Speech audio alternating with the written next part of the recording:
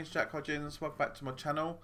It's a question basically from one of my subscribers saying, do you need a data allowance on your mobile device, whether it's a tablet or phone, to fly your Phantom or Inspire? And the answer to that is it's crap. No, you don't need to. Don't need that allowance. And I'll explain in a bit more detail. But what you do need to register your app, whether you've got a Phantom Vision 2, or whether you've got the Inspire, or whether you've got Phantom 3. So this is how you do it on the Phantom 3 and also the Inspire, because it's exactly the same. They use the same app. So you purchase from somewhere else, come to DJI.com and click on the little man in the top right corner here, click on register, and it's simple as filling out the form, your email address, the username you want to use, and your password, and confirm it registered. Then it'll send you an email and you just confirm it and it's all set up. Then you can log in on the DJI's website with your details and add in other things like date of birth, address, and so forth. So it's all on there. And the reason why you can use this, then you can use this login information to access areas of DJI, like for instance the DJI forum rooms.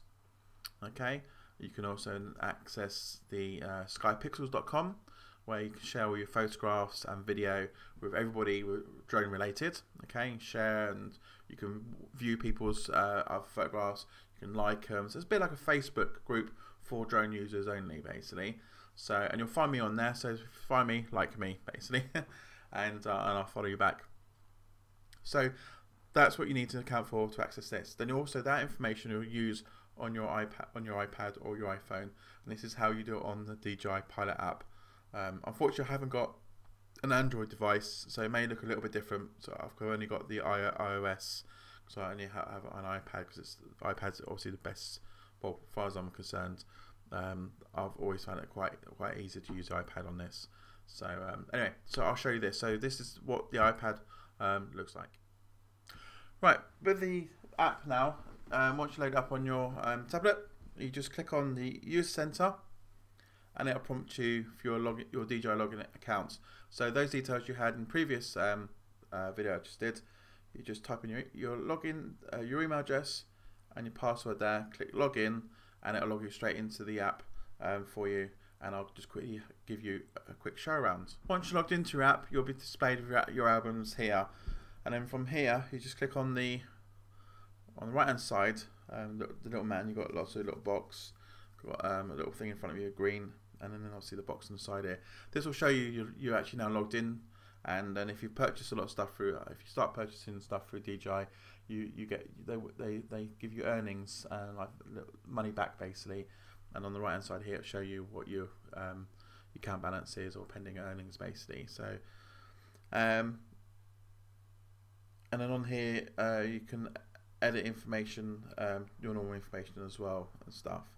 And then also it shows up here like your pilot experience, junior pilot, your name and pilot levels and stuff. And if you go back to one in the middle here, it'll show you it's like a black box recorder. It'll record all your flights throughout the year, or keep on recording basically of all your flights basically, and it'll start going towards your pilot levels. And then also on here, it's quite cool. You can synchronize these up onto DJI's account. So you've got, I think, a bit like a backup basically. And you can click on like location. It'll show you the flight plan you recently did. So here shows in Willisham, I actually flew around quite. Oh yeah, that's where I did around the church and stuff. So here it'll show you like your flight plan you did on that day, and it's quite good. You can click on play, and it'll fly you around it basically. So you can get to see a playback version of your flight for that day you did. So you can speed it up as well. Play, speed it up 2 or 3 times. And it'll go through all the stuff, landing, raising gear, blah blah blah. And then it shows the direction, and also the little green bit in front of your red your little plane bit there you got. As such, it shows you the direction the camera's pointing at the time as well. So on the Inspire, because I know the camera can rotate round, but obviously the Phantom 3 it doesn't. So you can get direction of like camera facing and stuff like that. And the other good thing about this as well, it shows time, date and time, maximum height, flight distances, and so forth. Now if we go back, it also records moments, and on here if you click on them, it shows you pictures it's taken. Also, that's not a very good picture, but it shows you pictures it's taken as well. So it's like little reminders to sort of say, Because if you look on that, Windlesham, what do I do there? And you can't remember because Windlesham is such a big, it's quite a very big place. You can't remember which location. You just click on your pictures and it'll give you reminders. It's quite nice, that is. Same like Camberley here, shot in Camberley. That would have been on the old Deans, remember the field. So these are reminding me where I flew basically, because Camberley's such a big area. That's my old school over there where I used to go to school, Collingwood that is. But yeah, it shows you details like this, and it's a complete logbook. So as you start flying more and you getting out more, you know, your pilot level sort of grows and grows basically. It's quite nice. But on the app, the only reason you need a data allowance package for your mobile device, and is three things. Okay, is creating a quick video that you want to share online. Okay, using the director. Okay, if you're doing waypoint flying, so it means you're telling your drone to fly around in a circle or square, and it's just an automatic flight. So that's when you need the maps to be cached. You can cache the maps at home. So before you leave home, you can bring up a map where you're going to fly, and it'll cache it. Go to the site, and then you got a pretty good cache version of this map. But if you want a live version of this map all the time, then that's when you need a data allowance, because then when you go to the map, the data allowance will bring down all the latest areas where you are, no-fly zone areas and so forth. Then you can use your waypoint flying quite nicely. But if you're not interested in waypoint flying, you just literally want to fly around, don't need a data allowance package. Okay. And the other reason you need a data allowance package, if you decide, this is for the people that got a Phantom 3 or Inspire, you can do live broadcasting on YouTube. Okay, which is that one there. Come up in a sec. Live broadcast on YouTube. Obviously, I can't do it because obviously my Phantom's not, so my Inspire's not attached. But that's if you want live stream from your pad directly to the internet.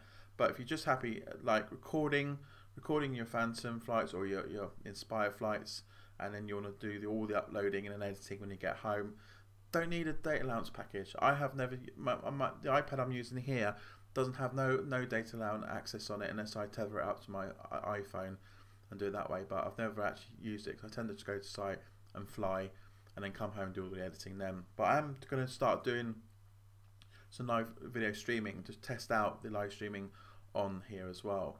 But that'll be on a new tablet I'm getting very soon. But in theory, just flying and just enjoying yourself, you don't need data allowance. That's the only time you'll need the allowances: sharing images, sharing video, doing live streams, you know, and obviously if you're doing like a road trip, basically you want to get all those images up and you want to deal with your iPad, that's the only time you need a data allowance package. But apart from that, for general flying, you don't need it. So it's simple. So just remember, guys, register on your DJI website to get your DJI login details, and log into User Center on here. Then that sets you up on your app. So once you're logged in, it will be cached. So when you're actually out and about, basically, that'll always be on your iPad there for you. And what I tend to do is once I've done all my pre-flights, I'll go back to the User Center once I get indoors. I click on the middle button here, and then I quickly do a sync of all my flight records, so that's saved up with my account. Yeah, straightforward. There you go. That's basically what you need data allowance for, and obviously why you need to register for your app. That's it. So any questions, please tag me in, comment below, and until next time, safe flying and be safe. Cheers.